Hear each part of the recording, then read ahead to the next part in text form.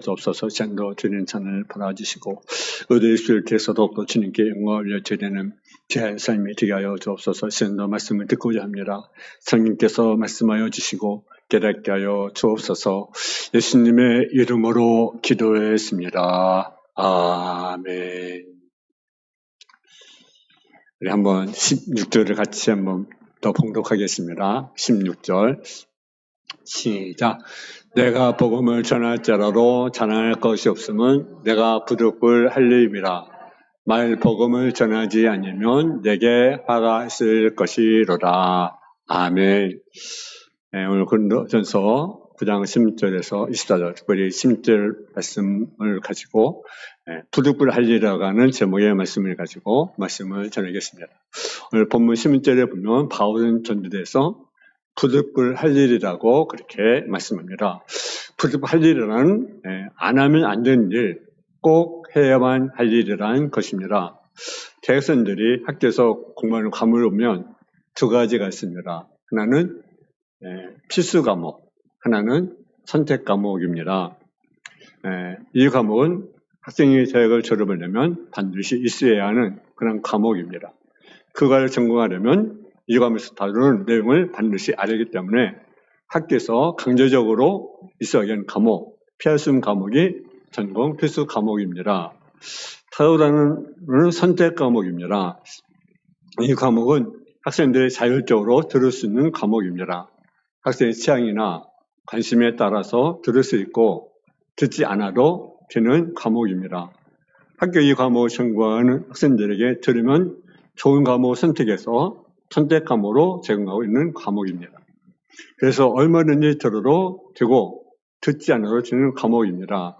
그래서 그것을 선택 과목이라고 말합니다. 첫째로 성도에서 전도는 필수 과목이라는 사실이죠. 필수 과목. 전공 과목이라는 거죠. 반드시 해야 할 일이다. 이를 깨달은 바울은 본문 16절에 세 가지를 말씀합니다. 첫째는 전도는 당연히 해야 할 일이기 때문에 잘할 것이 없다. 그리고 두 번째는 전도는 부득불 해야 할 일이다. 그렇게 말씀합니다. 세 번째는 전도하지 않으면 내게 화가 있을 것이라고 우리에게 말씀합니다.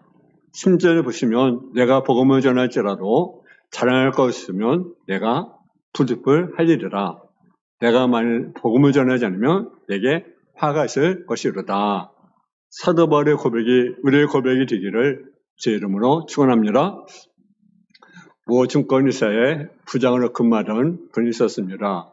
연봉이 억대가 넘고 앞날이 유명해서 사람들의 부러움을 한눈에 받았습니다. 근데 알무 때 잘려가지고 그래서 어려움을 만나게 됩니다.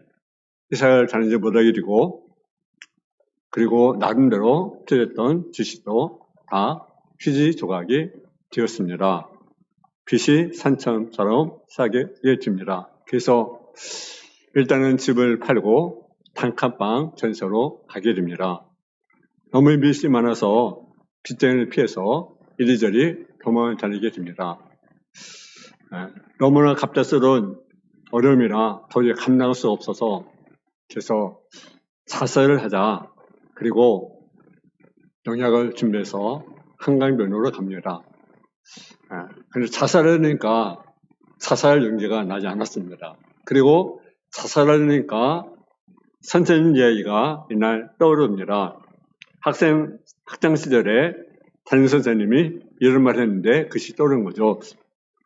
무엇이든지 죽을 결심으로 인생을 살면 못할 것이 없다. 그 말씀이 순간적으로 머리를 스쳐갑니다.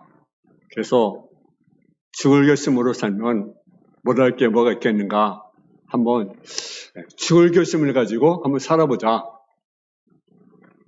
그래가지고 돈 없으니까 뭘 할까 고민하다가 돈이 안 드는 것이 뭘까 생각하다가 가만히 생각해보니까 김밥집을 하면 기억이 많이 날 것 같아서 김밥집을 했습니다. 어디에다 했는가? 옛날 다니던 시장 근처에 거기다 김밥집을 했습니다. 그래서 김밥집을 팝니다. 어제까지만 해도 동료였던 그 사람들에게, 선배들에게, 동료들에게, 후배들에게 체면을 무릅쓰고 김밥을 파는 거죠. 죽을 생각했던 사람이 무엇인가 보다라는 생각으로 단전히 생각을 고쳐보니까 열심히 일할 수가 있는 거죠. 사무실 다니면서 주문도 받고 일을 뛰어다녔습니다. 다행히 많은 사람들이 도와줘서 예산도 제법 많이 오르게 되었습니다. 그때 한 TV 기자가 찾아와서 인터뷰합니다. 도대체 어떻게 그런 생각을 했습니까? 어떻게 그렇게 할 수가 있었습니까? 질문합니다. 그때 그분이 대답합니다. 생각을 바꾸니 못할 것이 없습니다. 그렇습니다. 생각을 바꾸면 못할 것이 없습니다. 생각을 바꾸면 도저히 할 수 없다고 생각해도 얼마든지 할 수가 있습니다. 전도도 마찬가지입니다. 두 번째로 전도도 생각을 바꾸면 얼마든지 할 수가 있습니다. 많은 성도들이 전도는 나와 상관이 없다고 그렇게 생각합니다. 전도는 신앙이 좋은 사람, 교회를 열심히 다니는 사람, 직분하는 사람, 그런 사람만이 할 수 있다고 생각을 합니다. 더구나 나 같은 겨우 주의를 지키러 혼자 한 사람이 무슨 전도를 한단가. 그래서 전도와 담은 사람. 그러나 생각을 바꾸시기 바랍니다. 전도는 선택이 아니라 필수다. 아멘. 마가복음 16장 15절을 보게 되면 너희는 온 천에 다니며 만민에게 복음을 전파하라. 주님은 친히 우리에게 명령하셨습니다. 주님은 저와 여러분이 복음을 전하기를 간절히 바랍니다.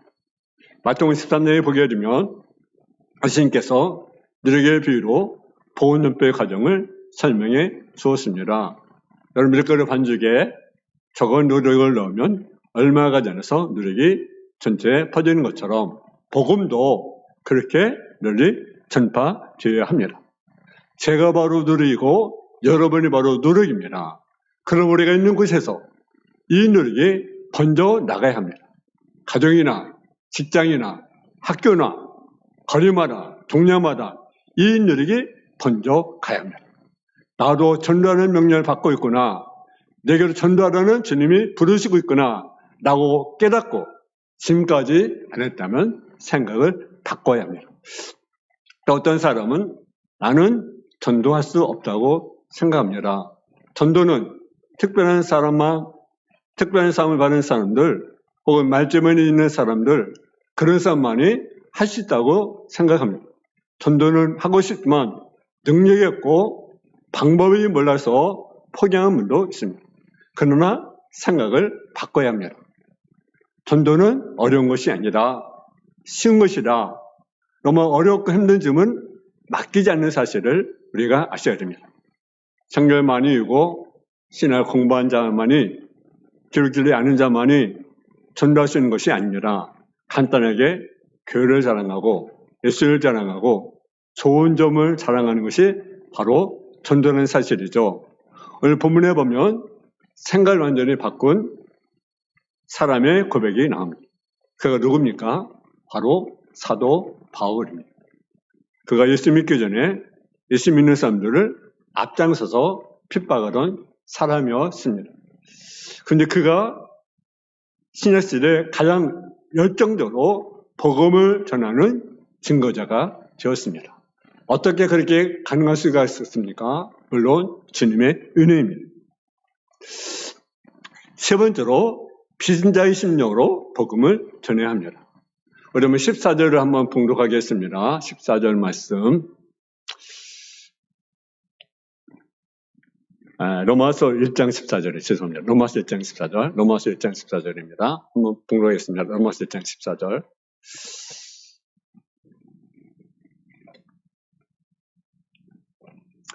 로마서 1장 14절입니다. 시작. 헬라인이나 야만이나 지혜 있는 자나 어리석은 자에게 다 내가 빚진 자라. 아멘. 로마서 1장 14절에 보게 되면 헬라인이나 야만이나 지혜 있는 자나 어리석은 자나 다 내가 빚진 자라. 헬라인은 당시 문명인을 말합니다. 야만인은 미개인을 가리킵니다. 그리고 지혜 있는 자는 많이 배워서 차를 아는 사람을 말하고 어리석은 자는 배우지 못해서 무지한 사람을 말합니다. 그러니까 헬련이나 야만이나 지혜 있는 자나 어리석은 자나 모든 사람에게 빚진 자라는 것입니다. 물론 바울은 사랑에 빚어진 사실이 없습니다. 그럼에도 불구하고 그는 모든 사람에게 빚진 자의 신념을 가지고 복음을 전했습니다. 또 넘어서 11장 13절에 보면 내가 이방인이 살을 만큼 내 직분을 영광스럽게 여기노니 주님께서 이방인의 복음을 전하는 명령을 소중한 직분을 알고 영광스럽게 여겼다는 사실이죠. 디모데후서 2장 1절에 보면 이런 명을 받은 모습을 군으로 비유합니다. 자기가 그리스도 예수의 군사로 명령을 받았고 지금은 그 명령을 따르고 있는 것이라고 말을 합니다. 군인은 상관의 명령을 듣고 그 명령에 사는 것입니다. 그러니까 바울은 복음 전도의 사명을 누구에게 받았습니까? 상관이신 하나님께 받았다. 그것을 알고 목숨을 다하여 감당하는 모습을 우리가 보게 됩니다. 바울은 180도로 바뀌었습니다. 어떤 삶으로 바뀌었습니까? 예수님 중심의 삶으로 바뀌었습니다. 그래서 또 16절 끝부분에 뭐라니까 만약 복음을 전하지 않으면 내게 화가 있을 것이다. 화가 임한다는 것은 어떤 말입니까? 저주가 임한다는 것입니다. 왜 전도자는 화가 임합니까? 그것은요, 한마디로 하나님의 사랑을 저버리기 때문이다. 왜 화가 임하느냐? 하나님의 사랑을 저버리기 때문이다. 우리는 엄청난 하나님의 사랑을 받았습니다. 그 사랑을 받았는데 우리가 전도하지 않는다면 그 사랑을 우리는 저버리는 것이라는 거예요. 하나님의 사랑은 어떤 사랑입니까? 직패스로 죽을 수 없는 죄인을 독산 예수님을 보내시고 그로 하여금 십자가에 못 박아 죽게 하셨습니다. 그래서 우리의 모든 죄를 써주시고 구원해 주신 그 사랑입니다. 우리는 그 보혈의 피로 의롭다 보답을 얻었고 하나님의 침례에서 구원을 받았습니다. 여기서 우리의 공로는 전혀 없습니다. 우리 할 일은 아무것도 없어요. 단지 예수의 피로 나의 죄를 씻어주셨다는 사실을 믿는 것밖에 없습니다. 이 놀라운 은혜, 이 사랑을 갚는 길이 무엇입니까? 바로 복음을 전하는 길이다. 바울은 이것을 깨달았습니다. 이렇게 구원의 큰 사랑을 받은 내가 이 사랑을 다른 사람에게 증거하는 것은 부득불할 일이다. 복음을 전하자면 내가 화가 임한다는 사실을 그는 깨달았습니다. 여러분, 물에 빠져 허덕이는 사람을 보고 그냥 지나치면 그 사람이 어떻게 되겠습니까? 죽는 거죠. 그러나 건져내면 그 생명을 얻는 겁니다. 복음을 증거하는 것도 이와 같습니다. 집값으로 죽어가는 사람들에게 예수를 증거하면 그 생명을 얻게 되는 것입니다. 죽어가는 영혼을 건져내는 놀라운 일인 것입니다. 물에 빠져 죽어가는 내 가족들, 내 이웃들, 내 친구들, 내 친척들, 우리는 그들에게 복음을 우리가 전해야 된다라는 거죠. 오늘 본문에 보면요.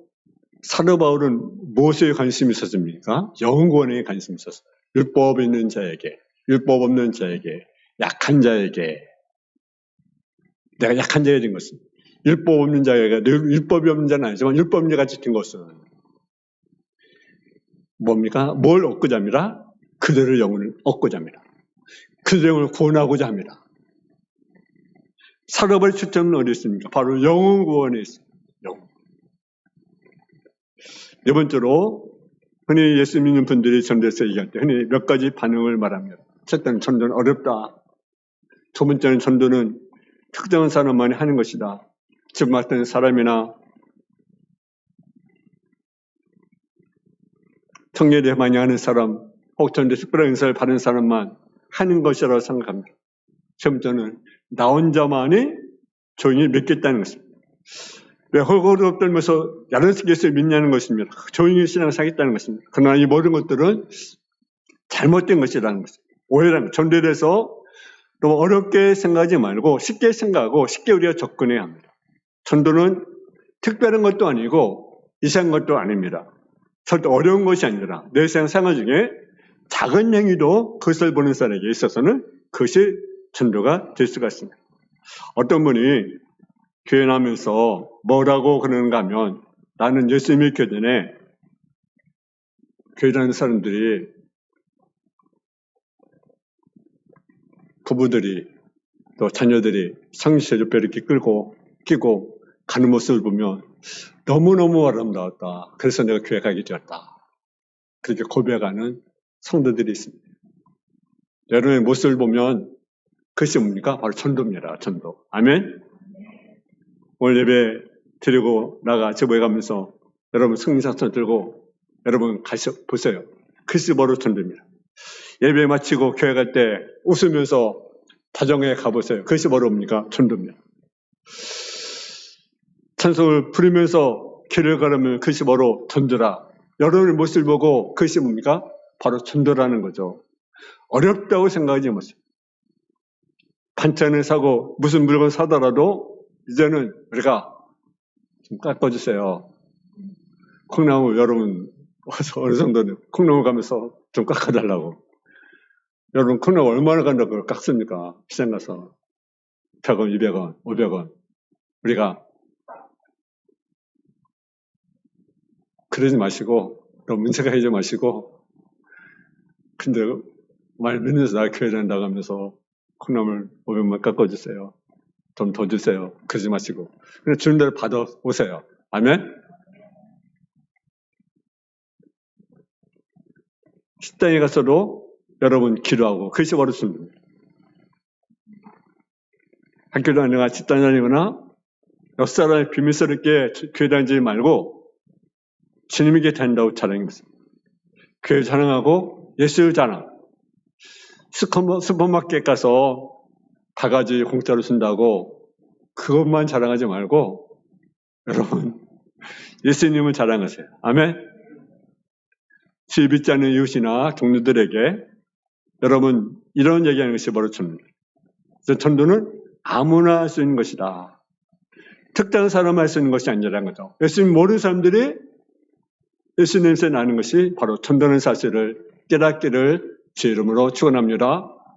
마지막 복음 전도의 씨를 많이 뿌려야 합니다. 성도는 씨를 자꾸 뿌려야 합니다. 뿌려야 돼요. 예수님 마태복음 13장에 10분의 비유로 복음을 설명하셨습니다. 마가복음 4장 20절에도 또 가라사대 하늘나라는 사람의 씨를 뿌려 땅에 뿌린가 같으니라고 말했습니다. 씨를 뿌려야 열매를 맺을 수가 있습니다. 그러면 하나님께서 때가 되면 아름답게 열매로 거두게 하신다는 사실이죠. 근데 씨를 뿌리지 않고 왜 안 되는가? 왜 전도가 안 되는가? 우리는 자꾸 씨를 뿌려야 돼. 그러면 그들이 주님의 길을 오든지 아니면 다른 길에 가든지 어떤 분이 이렇게 전도를 하잖아요. 그러면 그 영접 기도문을 참 잘 만든 것 같아요. 보니까 갖고 다 영접 기도문이요 이렇게 읽더라고요. 보니까 전도를 보니까 영접 기도문 이렇게 보면서 읽어요. 어떤 아주머니가 이렇게 어떤 또 학생들이 이렇게 읽고 이렇게 참 잘 만들었다. 이렇게 되면 참 간단하게 잘 만들었다. 이렇게 얘기해 주더라고요. 여러분, 그들이 예수님 언약을 믿을 거 아니에요. 그래서 우리 실 뿌리니까 주님이 옷을 입고 또 단계갈 수 있고 또 나이가 10년 전에 10년 예수 믿을 수도 있고 그러니까 복음의 분들을 자꾸 씨를 뿌려야 돼. 아멘. 누게 그 바트는 부자가 있었습니다. 스테라스는 그 젊은이가 돈을 빌리라고 말합니다. 그러니까 이 부자가 그러면 담보물을 제공할 수 있느냐라고 그렇게 물었습니다. 나는 가진 것이 없어서 담보물 제공할 수 없습니다. 그러면서 그냥 어깨를 축 드리고 그냥 돌아가고 말았습니다. 친구에게 물었습니다. 어떤 친구가 있는데 어떤 젊은이가 있는데 담보물이 없다고 하는데 돈을 빌리면 어떻게 했는가 그렇게 물었습니다. 그러니까 그 친구가 담보물이 없는데 무슨 돈을 빌려주는가 그건 안 되네 그렇게 거절했습니다. 근데 이 부자의 마음, 어떤 마음이 있었냐면, 내가 젊은이를 한번 좀 장례를 위해서 한번 돈을 한번 빌려줘 봐야 되겠다. 그 마음이 온 거예요. 그래가지고 그 젊은이에게 불렀습니다. 그리고 그때 당시 오래전에 2,000불을 그 젊은이에게 빌려줬습니다. 그 청년은 그 돈을 가기로 해서 많은 돈을 벌게 되었고 짧은 시일 안에 그 돈을 갚았습니다. 그리고 10년의 세월이 흘렀습니다. 미에 그 큰 공항이 있었잖아요, 영국에. 그죠? 1990년도 초에 미국의 대공항이 있었습니다. 그 대공항에 왔는데 그때 받던 씨가요, 완전히 망하게 되었고 큰 빚을 졌습니다. 회복하지 못할 적에 큰 빚을 졌습니다. 그것을 알게 된 예전의 청년 스토로스가 찾아옵니다. 그가 받던 씨에게 빚이 얼마나 있습니까? 라고 물어봤습니다. 그러니까 7,500불의 빚이 있다고 그렇게 말을 합니다. 그자 그는 그 돈을 선뜻 드리겠다고 하였습니다. 이번에 깜짝 놀랐습니다. 전에 빌려준 돈은 다 받은데 뭘 준단 말이요? 그때 스토로스가 말합니다. 아닙니다. 빌렸던 돈은 다 갚았지만 도와준 은혜는 아직 남아있습니다. 희자님께서 어려움에 벗어날 수 있도록 도와드리는 것이 저의 의무요, 기쁨입니다. 바턴 씨는 그 돈을 받아들이고 엉물었습니다. 그리고 그는 다시 어려움을 딛고 일어서서 사업을 전과 같이 시복을 하였던 것입니다. 젊은 청년을 잘 심었더니 10년 뒤에 많은 열매를 거두게 되었습니다. 전도가 그런 것입니다. 지극히 작은 것일지라도 복음의 씨를 뿌리면 반드시 큰 싹으로 거둘 날이 오게 될 것입니다. 복음의 씨를 뿌리게 되면 성령께서 거두게 하십니다. 나는 부족하고 나는 미약하지만 능력께서 그 역사하시고 놀라운 열매를 맺게 될 것입니다. 내가 던진 한마디지만 그것이 사람의 심령에 밖에서 놀라운 변화가 일어나게 되는 것입니다. 한 가지 예화를 마치겠습니다. 미국에 한 소년이 살았습니다. 이 소년은 늘 말썽거리입니다. 그래서 부모님에게 큰 걱정거리입니다. 어느 할머니 한 분이 이 소년의 어깨를 얹고 이렇게 말합니다. 얘야, 넌 성경 참 깨어라구나. 말을 잘하니까 목사님이 되면 참 좋겠다. 그래서 많은 사람들에게 영향을 끼치는 훌륭한 사람이 되었으면 좋겠구나. 그런 말을 해줬습니다. 할머니의 격려를 들은 소년은 늘 말씀 속에 간직하면서 자랐습니다. 그 소년이 자라서 신앙을 공부하여 목사님이 되었습니다. 그분이 바로 누구냐? 빌리 그레엄 목사님이었습니다. 한마디가 세계 복음 전도로 만들어낸 사실을 우리가 보게 됩니다. 여러분, 내가 한 것이 열매가 없다고 생각하지 마시고 씨를 뿌려야 됩니다. 고린도전서 3장 8절에 보게 되면 바로 이렇게 말합니다. 나는 씹었고 아버지 물을 주었으되 오직 하나님은 자라게 하셨나니 그런 심는 이나 물 주는 아무것도 아니오르되 오직 자라게 하시는 하나님 뿐이시니라. 심는 이와 물 주는 이가 한 가지나 각각 자기 란대로 자기의 상을 받으리라. 여러분, 그러면 나만 좀 예수 믿겠다 하지 마세요. 잘못하면요, 내 믿음도 잃을 가능성이 있습니다. 예수는 조용히 믿는 것이 아니라 끊임없이 나의 신앙의 고백이 계속되어야 합니다. 고연 물은 썩게 되어 있습니다. 저는 나의 신앙 고백을 하는 것입니다. 그를 계속해야 합니다. 그러면 내가 먼저 힘을 얻고 능력을 얻고 큰 열을 가지고 열매를 거두게 되는 것입니다. 사람은 절대로 세벌로 걸어서 교회에 나오지 않습니다. 그보다는 전도하니까 마지못해서 교회에 발을 들여놓는 경우가 많습니다. 그러므로 사람들이 교회에 나오기를 기다리지 말고 잃어버린 자를 찾아 나가야 합니다. 그리고 그들에서 눈물을 흘려 기도하고 강건하여 주님께로 인도해야 될 것입니다. 이것이 우리의 의무요, 사명요, 특권이기 때문에 그렇습니다. 사랑하는 성도 여러분, 주님이 마지막 승천하시면서 마지막 남기신 요한의 말씀이 무엇입니까? 내 증인이 되라. 아멘. 여러분, 바울처럼 전도는 부득불해야 할 일입니다. 반드시 꼭 해야만 되는 일입니다. 여러분이 흘린 땀 속에 하나님의 역사심으로 많은 열매가 맺어지고 저와 여러분에게 멸령을 다 받는 그러한 삶이 되어지기를 주님의 이름으로 축원합니다. 사랑의 아버지 하나님, 은혜와 사랑에 감사합니다. 전도는 부득불해야 할 일입니다. 반드시 해야 할 일입니다. 우리가 전도의 씨를 뿌릴 수 있도록 인도해 주시고 그 전도한 것들이 또 30, 20배, 100배 열매를 맺을 수 있도록 지어 도와 주옵소서. 예수님의 이름으로 기도했습니다. 아멘. 많은 은혜 받으